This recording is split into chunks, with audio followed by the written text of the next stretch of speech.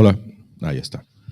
Hola, buenas tardes. Les damos la bienvenida a esta última mesa del Festival Kilómetro América. Quizá en espíritu una de las mesas más representativas de la intención general del festival, que tiene que ver con este vínculo entre la narrativa y la escena, o entre la literatura en general, digamos, no dramatúrgica, y la escena o lo escénico. Y por eso están aquí estos autores, este moderador, y ya escucharán lo que tienen que decir. Yo quiero agradecer a todos los autores y autoras que han venido, a todas las personas que han participado y sobre todo al público que ha tenido y ha ofrecido una respuesta espectacular a todas las actividades. Estamos muy, muy contentos todos. Una cosa breve nada más. Después de esta mesa tenemos el estreno de la adaptación de La débil mental de Ariana Harwicz, que está aquí.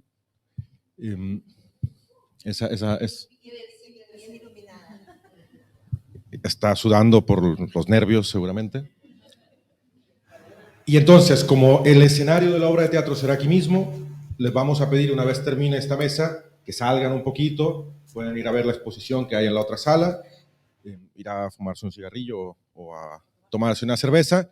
Es un receso de una media hora para que se monte la escenografía y después volvemos al estreno. Hay otro pase mañana a las 7:30 también, 6, a las 6 de la tarde, y ese será el último acto del Kilómetro América de este año.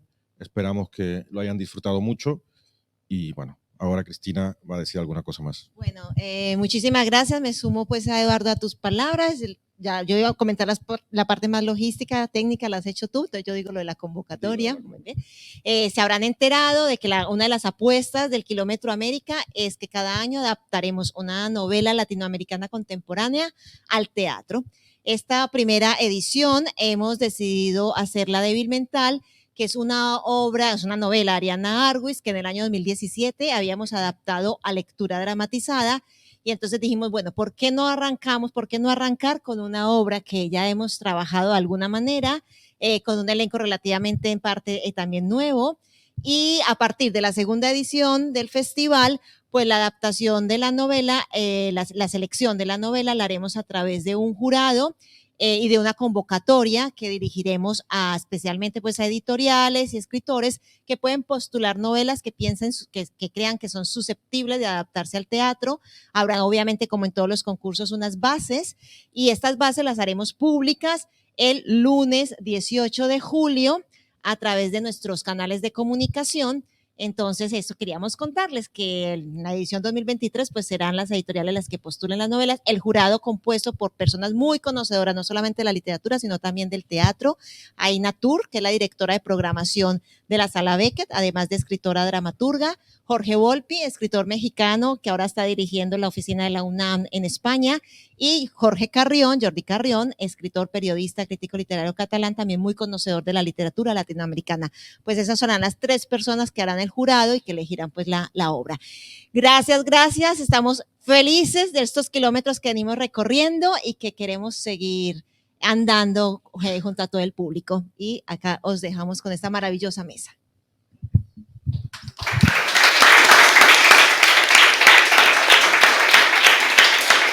Hola, benvinguts y benvingudas a Casa América Cataluña. Lo haremos en castellano, pero doy la bienvenida en catalán. Primero os voy a presentar a las autoras y al autor que tenemos aquí. Prometo que tenéis un poco una reseña en el dossier. Mónica Ojeda, de Ecuador. No, ¿digo tu fecha de nacimiento o no? Bueno, sí, bueno, sí, sí. Bueno. Yo soy joven. Bueno, claro, la tuya no, ¿eh? No. Vale, es autora de novelas La desfiguración Silva, premio Alba Narrativa, Nefando y Mandíbula, que la leí y es maravillosa, así como de los poemarios El ciclo de las piedras, La historia de la leche, y del libro de cuentos Las voladoras. Ha sido seleccionada como una de las voces literarias más relevantes de habla hispana por el Bogotá 39 y Granta en español, y en 2019 fue premiada por el Next Generation Prize del Prince Claude Fund. Ariana Harwicz, de Argentina, es autora de las novelas Mátate, Amor. Mátate. Mátate, Amor, La débil mental, precoz y degenerado. Es coautora de la novela ensayo tan intertextual que te desmayas y el libro de conversaciones Desertar de Candaya, junto con Micael Gómez Guttard, y sus novelas fueron adaptadas al teatro en varios países y al cine en Estados Unidos en 2021. Sus libros han sido traducidos a 17 idiomas. Y tenemos a Itamar Vieira, de Brasil, que estudió geografía en la Universidad Federal de Bahía. En 2018 ganó el premio Leia con la novela Torturado, que en 2020 también le valió el premio Jabuti a la mejor novela y el premio Océanos, y en 2023 será publicada por Pepitas de Calabaza y Ediciones Pericopy, y ha publicado los libros de cuentos Díaz y Orazao tu Carrasco. ¿Lo he dicho bien? Espero que sí. Bueno, primero comentaros un poco, que ya lo explicó por encima Eduardo, qué es lo que nos trae a esta mesa, y con Eduardo, cuando me ofreció moderarla, que relacionaba a estos autores con respecto a la escena. Y para hacer un poco la introducción, yo me he leído algunas de vuestras obras, y creo que, bueno, yo soy dramaturgo, creo que tienen todas desde distintos puntos de vista cosas muy teatrales, algunas desde lo rítmico, otras desde lo visual, otro como en el caso de Mónica, que le decía ayer. Las de Mónica, por ejemplo, los capítulos hasta son escenas y están estructurados en diálogos como escenas, y la idea de esta mesa y de esta charla es hablar un poco de cómo pasamos de este mundo narrativo a un mundo de adaptación teatral o a un imaginario teatral que tienen otras especificidades. Entonces, comenzaré por Ariana, ¿vale? Como para que primero hagamos una introducción de cada uno y podamos charlar un poco, y luego abriremos a un segundo bloque en el cual hablaremos de algunas cuestiones para que todos discutamos, charlemos y luego podáis hacer preguntas. ¿Vale? Ariana, yo quería preguntarte, por lo que tengo entendido, vienes del mundo del teatro, ¿no? Y quería saber si tú haces generalmente las adaptaciones teatrales sola, o te ves acompañada de un dramaturgo o dramaturga específicamente, o las haces tú misma, y cómo afrontas estas adaptaciones que per se ya son muy físicas y rítmicas a el código o artefacto teatral, ¿no? Yo, por ejemplo, en alguna de tus novelas que leí hay mucho movimiento de espacio, y esto es un gran reto, ¿no? A la hora de hacerlo teatralmente. Entonces, que nos puedas contar un poco de tus novelas, sobre todo de La débil mental, que es la que estaremos viendo luego, y cómo fue la experiencia de adaptarla, y si hay cosas a las que renuncias, o cosas que las adaptas hacia otros caminos. Bueno, ¿qué tal? Hola. Felicísima de estar acá. Mañana también va a ser el coloquio a las 6 de la tarde sobre esta obra increíble que espero que se queden a ver. Gracias por tu pregunta. Me agarraron justo infraganti, tratando de pensar estas cuestiones que Daniel plantea. Bueno, podemos pensarlas juntos, no por pereza, sino porque realmente no lo sé, es un misterio. La gran pregunta que yo me hago, mis 3 novelas, Matate Amor, La débil mental y Precoz, traducidas a bastantes, por suerte, idiomas, están adaptadas al teatro en varios países, y cada vez más, ¿no? Prontamente al serbio, en Israel, estuvo 2 años girando por todos lados. En Argentina, en este momento, en paralelo con España, está montada y se está haciendo la adaptación teatral de La débil mental en este momento. Matate Amor, por supuesto, Precoz también, etc. Y en otros países también. Entonces yo me preguntaba qué es, en realidad me lo sigo preguntando, pero lo hago delante de ustedes, qué es lo específicamente teatral, ¿no? Porque uno dice, es muy teatral, es súper teatral, las obras de tal, las novelas de tal son teatrales, tienen una teatralidad, una especificidad, pero ¿en qué consiste? Yo estudié dramaturgia, estudié cine también, literatura también, vengo de la dramaturgia, pero no termino de entender yo misma, para mí misma, que es lo que importa, en qué del proceso de escritura de mis novelas, para ser honesta, en qué son específicamente teatrales. ¿Cuál es ese cruce ferroviario? No me sale ferroviario. ¿Cuál es ese cruce, casi como un tren, en el que se arma ese espacio intermedio, ese espacio compartido, entre la literatura y el teatro. El cine también, pero dejémoslo por un ratito por afuera, ¿no? ¿Qué es? Uno diría rápidamente, porque quizás le sale la primera idea, es la utilización, el empleo del cuerpo, que tú, Mónica también, pero hablo de las mías que las conozco más.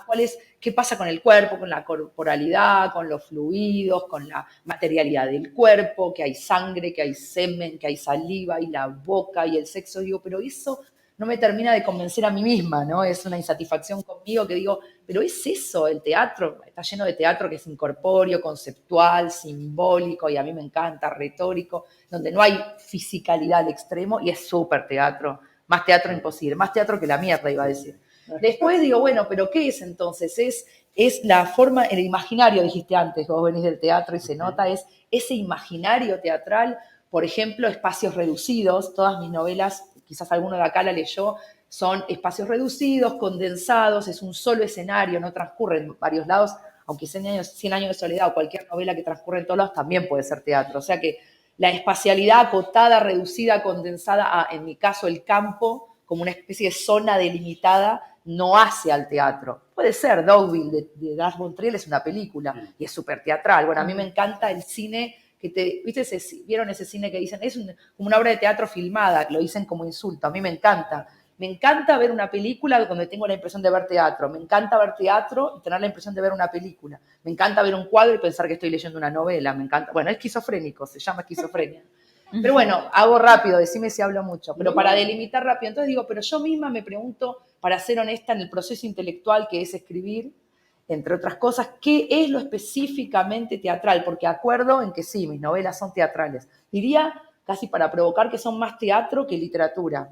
Anagrama la pone, o Mar Dulce, o quien sea, lo pone el anaquel que quiere, el librero lo pone donde quiere, pero yo a veces tengo la tentación de decir que son obras de teatro noveladas y no novelas teatrales. Bueno, son juegos, ¿no? Pero entonces digo de vuelta, ¿cuál es la especificidad del teatro, no? Ese artefacto, bueno, y no es el espacio, no es el cuerpo, no es cómo está pensada la escena. Entonces, realmente no sé qué es que las vuelve tan teatrales. Y me sorprende a mí misma, por ejemplo, la débil mental, el lenguaje es sumamente literario, hay una artificialidad, un rebuscado, desarmar la gramática, ¿no? Retorcerla, que es propia del juego literario. Sin embargo, cuando hicimos la adaptación, porque yo colaboré, no tuvimos que tocar ni una coma, alguna palabra, creo que sacamos 2 palabras. Y con Precoz, que es casi un poema lúgubre, entonces, evidentemente, el teatro no requiere de una lengua teatral. El teatro se banca la lengua literaria. Bueno, no sé, para plantear, pero si te hubiera que decir rápido para no monopolizar la palabra y después vuelvo, creo que la visión de mis novelas es teatral, no tanto el modo de expresarse, porque hay una retórica muy literaria y una artificialidad muy literaria en la lengua.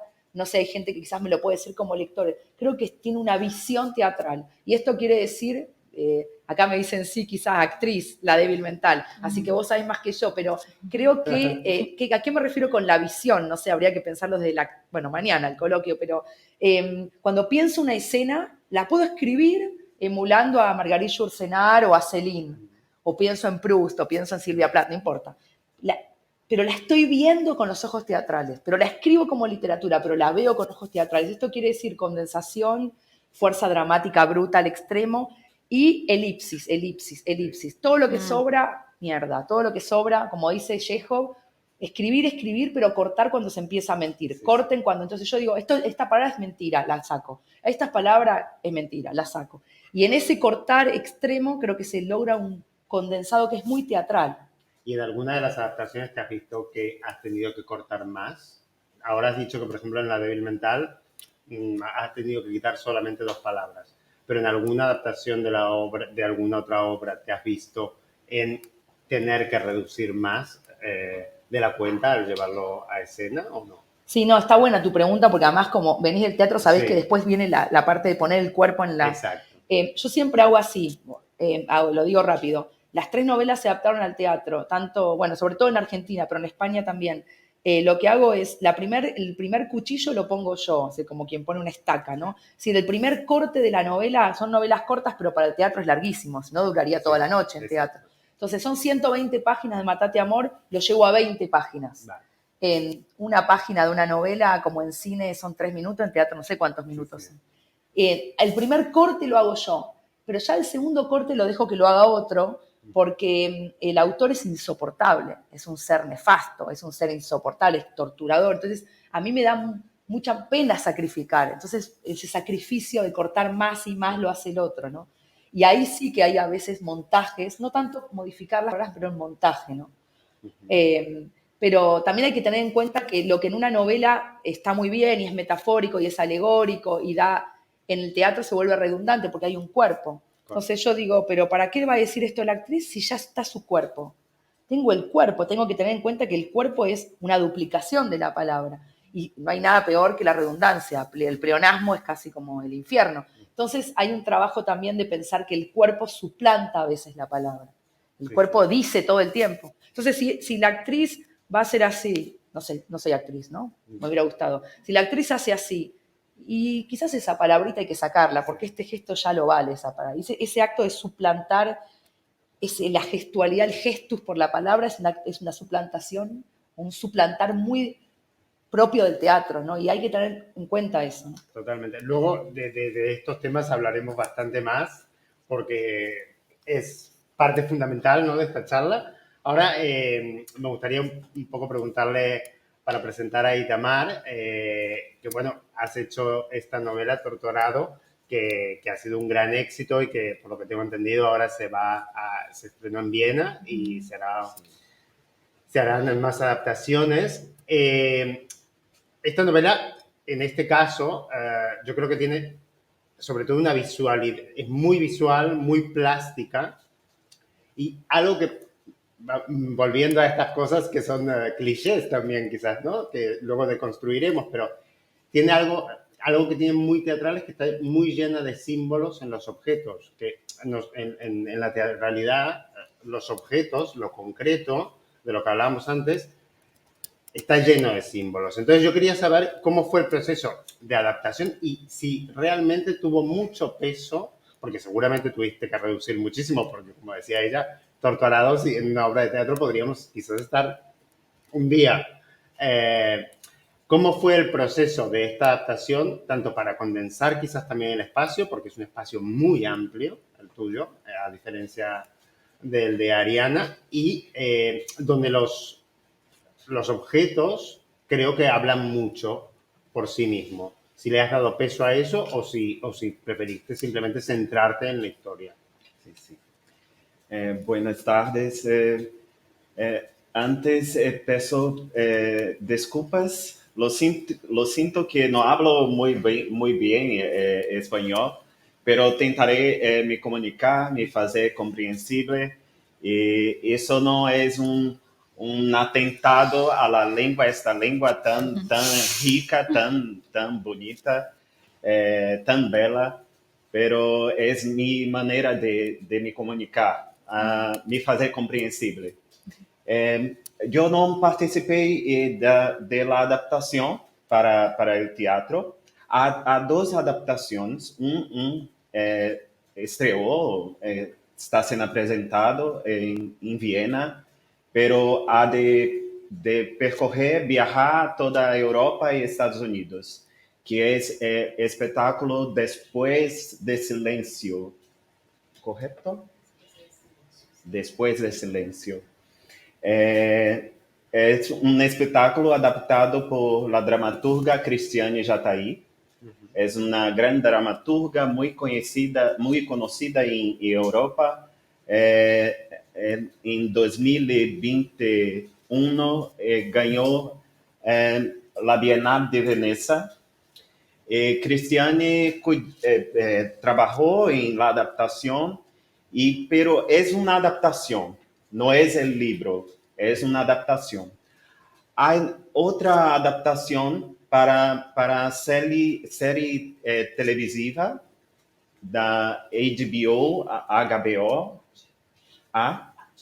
HBO en Brasil, pero la estrella debe ocurrir en 2024. Y yo no participo Mas me interesa mucho el teatro, me interesa mucho las adaptaciones, me gusta cuando leo un libro, si hay una adaptación, me interesa, quiero ver, quiero saber cómo se da lo cambio literario para el cambio, para el formato de teatro, de serie televisiva. Mas creo que hay un diálogo permanente entre la literatura y las expresiones audiovisuales. Creo que la literatura de Ariana y la mía literatura de Mónica sufre una influencia cualquier de lo tiempo que vivimos y que las expresiones audiovisuales son tan intensas, presentes y nos marcan. Y Torcido Arado, hay muchos títulos en español, Tortuoso Arado, Arado Torcido, Torcido Arado. Creo que en catalán también, que será Tortarada, para hablar en catalán. Es una novela donde hay muy movimiento y donde los cuerpos, los personajes están en constante cambio, en constante se cambiando con los espacios, ¿cómo sería? Se misturando, se mezclan con el espacio, y por eso talvez el interese también en adaptar. Y una pregunta, ¿tú pudiste ver la adaptación de Viena? ¿Cómo? ¿Has podido ir al estreno? Sí, estuve en Viena. Y como autor de la novela, ¿has echado en falta, sentías que te faltaba algo? Yo tengo algo bien resolvido sobre esto. Es una adaptación, es la obra de Cristiane Jataí, y yo miro como un espectador. No me mezclo no, con las razones, con los motivos da Cristiane hacer aquel espetáculo. Pero me gusta mucho como algo que es pensado como literatura, puede se cambiar en teatro y hablar de las mismas cosas, pero de otra manera, de otra forma. Vale. Sí. Genial, pues luego seguiremos tratando estos temas. Ahora es el turno de Mónica. En tu caso, Mónica, corrígeme si me equivoco, creo que no se han hecho adaptaciones teatrales, pero a mi modo de ver, por la que me leí yo al menos, realmente tiene, a nivel de lo que diríamos dramaturgia clásica, realmente tus capítulos son casi escena, algunas hasta están dialogadas solamente, y tiene algo que también es bastante teatral, que es que usa muchos rituales. Y eso en el teatro ya es un ritual de por sí. Entonces, a mí me gustaría preguntarte, primero, si te has planteado alguna vez realizar alguna adaptación o pedir que te hagan una adaptación teatral, si te resulta atractiva explorar ese tipo de escritura y qué sí o no, y si fuese que sí, ¿qué es lo que ves de apetitoso en el teatro como valor diferencial con respecto a la literatura escrita? Bueno, eso, que encantada de estar con ustedes en la mesa y gracias a todos por venir. A ver, yo no me gusta pedirle cosas a la gente, entonces no le pediría a nadie que hiciera ninguna adaptación, pero si alguien sugiere que tiene ganas de hacerlo, por supuesto, y yo me querría involucrar lo menos posible. Estoy de acuerdo con lo que decía justamente Itamar ahora. Yo siento que una vez que uno escribe un libro, y además en el formato en el que se escribe, es un abordaje y un trabajo que tiene esa forma, y cuando se lo trasvasa a otras formas, se convierte en otra cosa. Y a mí me parece bien que se convierta en otra cosa. O sea, como que no estoy a favor de la idea monolítica de que la obra tiene que quedarse aquí y no se le tiene que tocar ni un punto.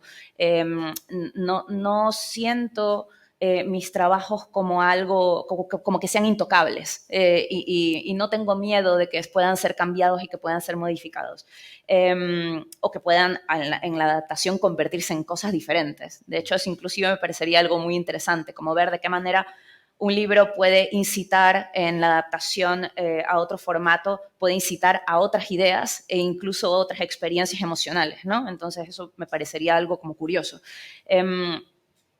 A mí me parece muy, muy cierto lo que comentaba Ariana. Estoy de acuerdo con ella también en esto de, bueno, pensemos qué es la teatralidad dentro de un libro, y hablaba de las elipsis. Justamente cuando tú mencionas, bueno, en Mandíbula, que los capítulos son escenas y además entre un capítulo y otro hay unas elipsis tremendas, no solamente de saltos de presente al pasado, y eso sí, no es por los saltos temporales, sino las elipsis que hay entre cada momento, un momento y otro momento, ¿no? Y también me pasa, como lo decía ella, justamente con esta idea de la condensación, con esta idea de que este momento reducido, encuadrado, esto que ocurre aquí, esto que ocurre aquí ahora, es algo que de cierta manera se vuelve extremadamente diciente sobre los personajes y sobre la situación que estoy tratando de llevar a cabo dentro de la novela.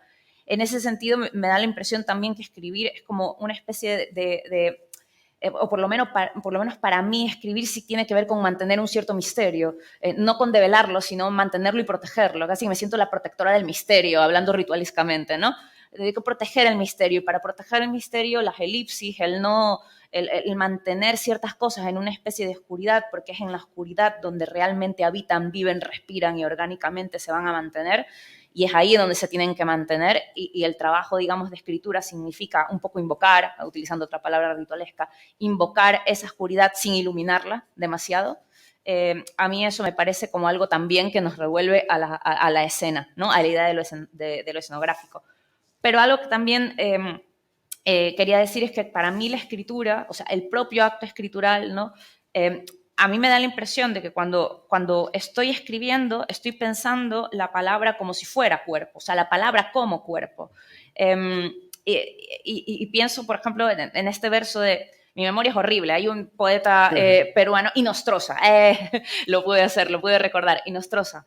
Rodolfo Inostroza tiene un verso que dice la palabra, voy a parafrasearlo, porque mi memoria, pero eso, la palabra es como un animal al que intento lacear, ¿no? Dice, hay algo de lacear la palabra cuando uno está escribiendo, ¿no? Pero eso ya es concebir la palabra como cuerpo, y directamente como cuerpo animal, ¿no? Entonces, claro, a mí por eso el aspecto, un aspecto que también es teatral y escenográfico, que traigo además del cuerpo a la hora de escribir, es la voz, la idea de la voz, que también es algo que, o sea, a mí la idea de la voz es algo que me vuelve loca al momento de escribir, porque pienso la escritura mucho a través de sonido y a través de voz, aunque sé que la escritura, por supuesto, es un trabajo distinto, uno hace algo con la voz a través del acto de la escritura, ¿no? Pero primero haces algo con la voz, o sea, primero está la voz y está la forma en la que te agencias la palabra con la voz, y luego viene la escritura, ¿no? O cuando estás escribiendo lo haces invocando esa voz mentalmente. Y entonces allí también creo que hay una cosa que es muy de escenografía y teatral, ¿no? Esa idea como de incantatem, ¿no? De encantamiento, que tiene que ver con palabra cantada, ¿no? Con la palabra cantada. Y sí que cuando me siento a escribir tengo la sensación de que este texto, esta palabra, que es un animal, suena. Y esto que suena me lleva a estos lugares de misterio que trato de proteger. Y como dice Pascal Quiñar en Butes, ¿no? Dice, allí donde el pensamiento tiene miedo, la música piensa, ¿no? Y la música de la palabra, quiero decir, piensa, donde la idea, el pensamiento tiene miedo de expresarse, ¿no? Pero la música no tiene miedo, la sonoridad de la palabra no tiene miedo. Y eso sí está vinculado, yo creo, con el animal de el animal de la palabra, el cuerpo de la palabra, el sonido, la música, el ritmo, todas esas cosas ritualescas de las que hablabas que son tema en Mandíbula, para mí son incluso poéticas a la hora de escribir, ya no, o sea, como de poética de filosofía de la escritura, o sea, las tengo muy incorporadas en una especie de pensamiento escritural. Creo que Ariana quería... No, me encanta cuando Dale, alguien dale. habla rápido, me siento identificada. No, mira, justamente ahora que vamos a pasar a este tercer bloque, el primer tema que tenía apuntado era justamente esto del tiempo, ¿no? De que tú hablabas de las elipsis temporales. Claro, en el teatro, justamente, algo que se suele hacer mucho es intentas retener, tapar, para ser guardián de este misterio que lo vas a develar seguramente en un momento clímax y demás, ¿no? Entonces quería saber un poco a colación de lo que tú dijiste y de cómo, por una parte, dices que eres muy guardiana del misterio, entonces imaginarnos cómo sería si es en una adaptación, por más de que dices que no te gustaría involucrarte, si te parecería apetitoso al menos ir a ver cómo se desarrolla el proceso para ver si se mantiene ese misterio, ¿no? Bueno, no sé. Es que tampoco me gustaría imponer mi relación con el trabajo del misterio en la escritura, imponerlo en una adaptación, si no se quiere trabajar, si las personas que están trabajando en la adaptación quieren irse por otro lado, pues bienvenido sea. Pero sí, realmente me gusta separar procesos creativos y respetar los procesos creativos libres de otros. Y además de manera en la que podamos conversar. Pero sí que me parece que en esa idea, como te decía, de proteger el misterio, que tiene que ver con respetar también lo que no tiene palabras, sino lenguaje, y esto lo saco de que estoy leyendo Austral de Carlos Fonseca, que no sé si está por aquí, por avergonzarlo, pero bueno, si no, voy a decir esto. Estoy leyendo Austral de Carlos Fonseca y tiene en el epígrafe un poema de Transtromer, voy a pronunciarlo fatal, Transtromer, vale. Y en el poema, justamente en este epígrafe, el poema habla sobre cómo la voz poética va en busca como de señales y de huellas animales que tienen lenguaje, no palabras, ¿no? Y cuando lo leí me resonó muchísimo a esto, ¿no? Como ese misterio tiene que ver con justamente escribir con palabras, pero querer que en las palabras salga ese lenguaje que es de señas y que no está vinculado a la palabra solamente, que existe por fuera, una materialidad que existe por fuera de la palabra, pero que la palabra evoca y que de alguna manera la hace surgir en la imaginación, ¿no? De quienes leen o de lo que escribimos también. Uh-huh. Y Ariana, bueno, volviendo al tema de las elipsis temporales, cuando haces este primer cuchillazo de las 120 páginas a las 20 páginas, ¿cuáles son los puntales? ¿Qué es lo que te hace tomar estas decisiones? Es decir, voy a esto, ¿no? Estamos hablando todo el tiempo de que el teatro tiene una cosa muy de condensación, ¿no? Entonces, ¿a qué sueles aferrarte para condensar y hacer ese primer corte drástico? Si nos quieres contar cómo es el proceso, cómo lo haces o qué es lo que te hace aferrarte a ello. Bueno, te contesto contestándote otra cosa. Vale, Ese es el genial, arte. hombre, claro. Eso es lo lindo después cuando uno está durante Sí. muchos años en mesas, aprende a contestar lo que quiere siempre, ¿no? Pero después vuelvo a eso. Exacto, no, contesta lo que quieras. No, pero no por maleducada, sino no. porque me quedé pensando en la palabra evocación. Es un poco caótico este diálogo, pero en el buen sentido. Cuando yo estudié teatro y siempre me gustaba más leer obras de teatro a los 18 años por la calle Corrientes en Buenos Aires, me gustaba más leer obras de teatro que novelas, como dije antes, o leía a Tennessee Williams o a todos los dramaturgos americanos o de otras nacionalidades, los leía como novelistas. Eso quería decir, que yo siempre, mi formación, todos tenemos nuestra formación artística, nuestra educación sentimental flauberiana, más que educación artística, educación sentimental, y a mí siempre me gustaba agarrar las obras de teatro y leerlas como novelones, y porque eso me gustaba. Y lo que me di cuenta es que lo que más me gusta de la experiencia teatral es eso que pasa, por ejemplo, con el Zoo de Cristal, estoy nombrando canónicos, ¿no? Pero el Zoo de Cristal de Tennessee Williams, por ejemplo, que uno ve la obra, y yo me di cuenta, después lo estudié con Mauricio Cartún en Argentina, que uno llora por una escena que si la busca no está. Esto no pasa solo con Tennessee Williams, con Chekhov y con quien sea, eso es una obra. Yo estoy llorando, estoy conmovida por una obra que si la busco físicamente, concretamente en el libro, no está escrita, y si quiero verla en la obra de teatro no la encuentro, y obviamente está escrita, pero no está escrita, pero está escrita, pero no está escrita. Entonces, eso que escribe el autor, la autora, el autor, eso que escribe que nos hace llorar, pero que si lo buscamos no está en ninguna página, esa contraescena. Entonces, una vez creo que Mauricio Cartún, alguno de mis maestros, dijo que la mejor escena de una obra de teatro es la que no está escrita. O para vos, claro, es una obviedad para los que estamos en el teatro, pero es una conmoción para mí como espectadora a los 18, porque digo, claro, estoy llorando por algo que no puedo asir, que no puedo tocar. Bueno, y eso me pareció obviamente un acto de magia, un acto de rebeldía, un acto de transgresión absoluta, y yo dije, no sé qué quiero hacer en la vida, pero quiero hacer eso, quiero hacer llorar o reírse o excitarse o lo que sea a alguien con algo que escribo, pero que si lo buscan no está. Eso es muy excitante y tiene que ver con lo que dijo Mónica totalmente de la evocación del misterio. Ella lo dijo con sus palabras, por algo tenemos estilos distintos, pero...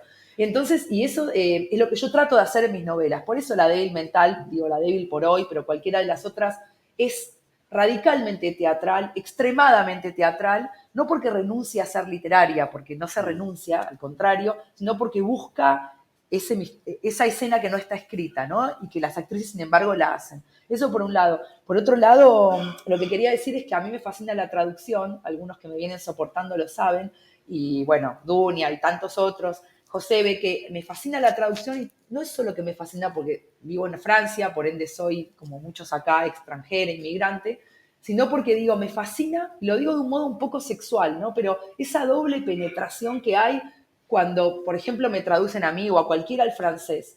A veces digo, no es que el francés penetra el español y listo, o el español penetra el francés listo. No, es una doble penetración total. Y la traducción me parece exactamente lo mismo que una adaptación teatral. O sea, Mónica decía que, y con muchas otras autoras, mantienen la misma ética, o es una posición artística, ética, que es tratar de no entrometerse mucho. Bueno, yo me intrometo muchísimo. Y a todas las actrices les pongo música de piano y las molesto 3 de la mañana, les mando. No para apabullar o molestar o acosar su libertad, sino porque me gusta esa doble penetración que sucede en la traducción y en la adaptación. Y para terminar, lo que vos preguntabas de qué se saca, es la gran pregunta, ¿no? ¿Qué saco cuando? ¿Qué tengo que sacrificar? ¿Dónde pongo el cuchillo? En la escisión, en la operación quirúrgica.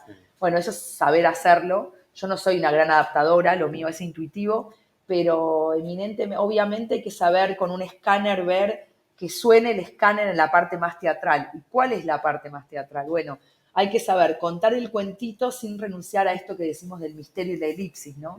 No voy a buscar contar el cuentito cuadrado, clásico, no son obras clásicas, pero tampoco voy a dejar al espectador completamente perdido del arco de transformación de los personajes. Entonces voy a buscar hacer ese recorrido del arco de transformación, pero dándole el espacio todo el tiempo al agujero que es la elipsis. La elipsis es ese agujero, ¿no? Así que eso, trato de contar el cuento y hay que sacrificar digresión y progresión, ¿no? Claro. Y Tamara, en tu novela, ahora podemos interrumpirnos, ¿eh? Vamos interrumpiéndonos. ¿Cómo? Yo me voy guiando, pero Que que nos podemos ir, es una charla que nos podemos interrumpir. Pero diciendo un poco a colación de lo que decían ellas, ¿no? De tapar el misterio, del silencio, de lo que no se dice en la escena que no está. Claro, en tu novela, por ejemplo, hay un personaje, comienza, bueno, no quiero ser spoiler, pero hay una persona que no puede hablar. Sí. Y me preguntaba, ¿no? Cómo en esta adaptación teatral, ¿cómo viviste ver que no se puede hablar? Que en el texto, aún así, vemos unas acciones muy concretas y sabemos cómo se va expresando porque tú vas narrando, pero ¿cómo lo viviste físicamente y en lo concreto? O sea, ¿cómo se hizo el paso, ¿no? De este personaje que no puede hablar? Las soluciones de atrás son distintas. pero creo ser más fácil para el teatro imaginar una persona sin voz, sin palabra, porque el cuerpo habla a todo instante. Estamos aquí hablando con usted, con las manos aquí, estamos nos comunicando también con los ojos, con tanta cosa. En lo teatro, la solución es bien distinta. En la novela estamos en la mente de la personaje a todo tiempo, pero también hay interacción de la personaje con otros personajes. Y su cuerpo, sus gestos hablan, comunican algo a todo instante. Entonces, en la adaptación teatral, eso es muy más fácil, muy más comprensible. Las personas consiguen comprender lo que está se comunicando con los gestos, con el movimiento, con tantas otras cosas. Vale, yo ahora os voy a plantear, porque tenía bastantes temas, pero hay un tiempo. Pero hay un tema que sí me interesa que lo pensemos entre todas y todos, que para mí es, quizás antes Ariana al comienzo preguntaba algo que creo que nos lo preguntamos todos, ¿no? ¿Qué es lo verdaderamente teatral? Y hay algo que para mí sí, y creo que quizás podamos estar de acuerdo o no, pero que lo verdaderamente teatral es que también hay una exposición. Y que sabemos que hay una exposición pública, en el sentido de que una novela uno la escribe solo y va a un libro y lo leerá otra persona sola. En la adaptación teatral sabemos que eso pasará por unos cuerpos, pasará por una dirección y que se presentará en un público. Y ahí había algo que yo me preguntaba cuando leía todas vuestras novelas, que es que en los tiempos que corremos, que hay como cierta cosa, no en la literatura, pero en lo teatral, de ser bastante más, que se obliga a ser pedagógico o políticamente correcto, que a mí no me gusta en absoluto, pero esa es mi opinión.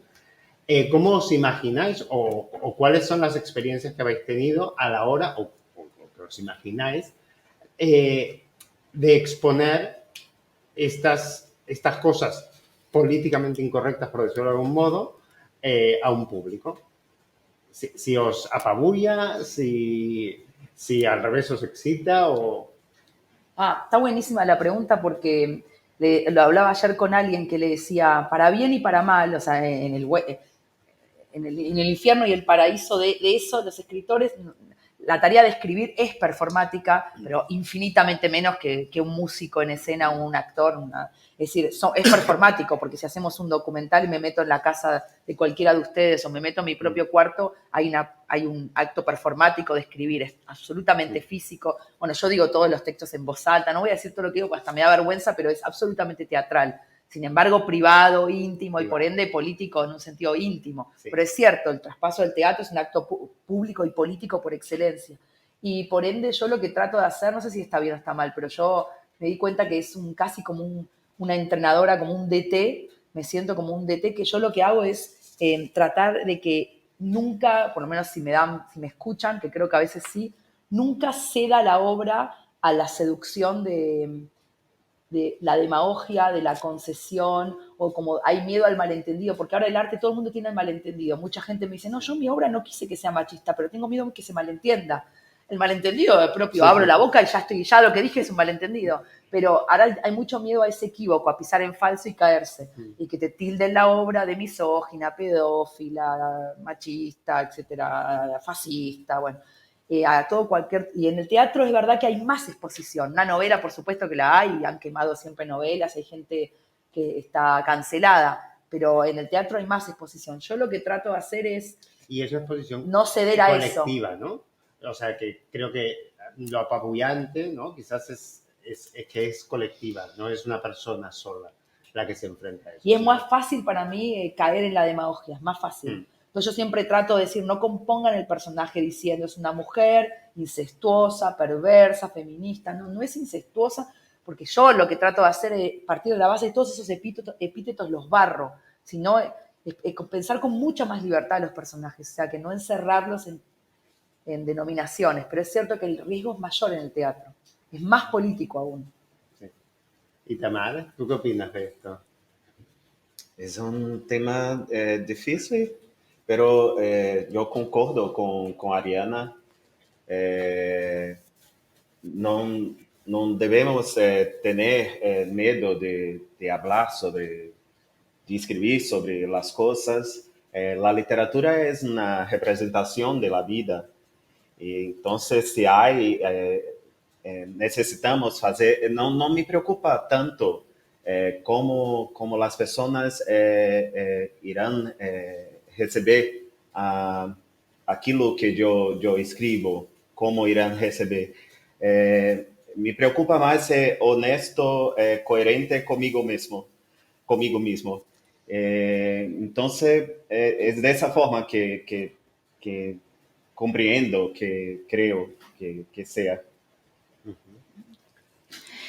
Bueno, justo en el festival, a lo largo del festival, habíamos estado hablando varias voces sobre lo colectivo de la escritura. O sea, pero es algo que también, más allá de que se haya dicho en el festival, es verdad que es algo que ya llevo pensando desde hace algún tiempo, porque no es la manera en la que me educaron en torno a la literatura, pero sí es una manera en la que cada vez me siento más cómoda pensando yo la escritura, ¿no? Junto a la idea de que ese yo es una falsa soledad, ¿no? Y es un falso aislamiento, ¿no? O sea, lo hablábamos también cuando entrevisté a Cristina, comenté justamente este poema de este ensayo de Raúl Zurita, Los poemas muertos, ¿no? Y cómo hablaba sobre cómo escribir o hablar, es hablar la lengua de los muertos, ¿no? Estás hablando a lo largo no solamente de los escritores que te han marcado tanto, que ya incorporas de repente determinadas señas en tu propio lenguaje, en tu propia palabra. Lenguaje, no palabras, pero que está ahí en tus palabras, ese lenguaje que está ahí,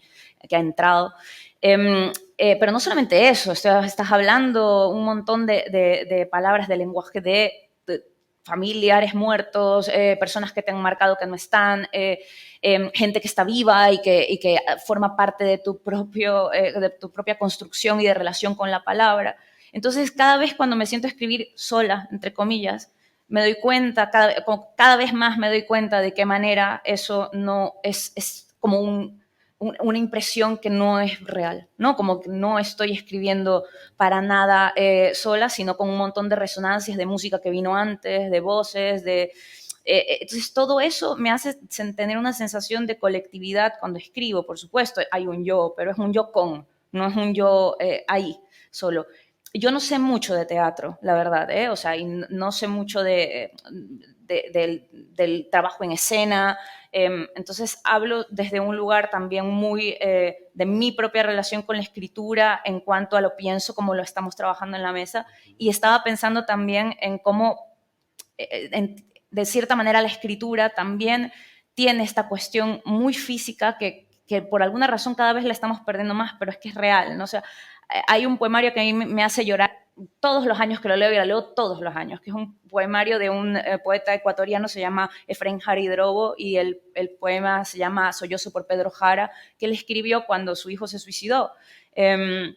Y es que lo leo todos los años y no hay año que no llore, y siempre pienso, ¿cómo puede ser que ocurra esa cosa en mi cuerpo con las palabras que salen de otro cuerpo, además de un hombre de Cuenca, Ecuador, al que yo nunca conocí, que ya está muerto?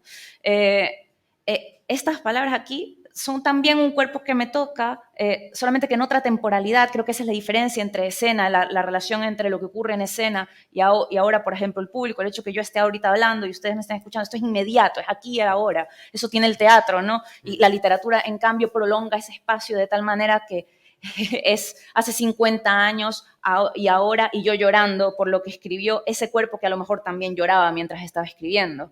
Y esa conexión entre tantos años y experiencias disímiles y cuerpos que ni siquiera, aparentemente cuerpos que ni se tocan, pero sí se tocan en esa conexión emocional, ¿no? Que ocurre cuando te conectas con un libro, con un poema, con lo que sea, ¿no? Entonces, ahí sí que me da la impresión de que hay esa exposición. Y sobre el tema de los temas que yo trabajo, ni siquiera se me cruza por la cabeza el tema de que debería modificarlos o moldearlos a determinadas cuestiones, ¿no? Simplemente escribo desde un lugar pleno de libertad, como decía Adriana, como hay que ser, atreverse a escribir sobre las cosas que pueden ser incómodas para ciertas personas y para uno mismo también, ¿no? Pero escribir desde no ponerse barreras, sino más bien cuestionamientos, que es diferente. La barrera no es lo mismo que ponerse preguntas a la hora de escribir, es muy diferente. Muy bien, abro sí, a que hagáis preguntas, que tenemos 5 minutos. No sé si hay alguien que quiera hacer una pregunta. ¿Nadie? Una pregunta así como muy íntima y personal puede ser, pero a cada uno de vosotros, ¿de dónde creéis que os vienen las ideas para ser escritas?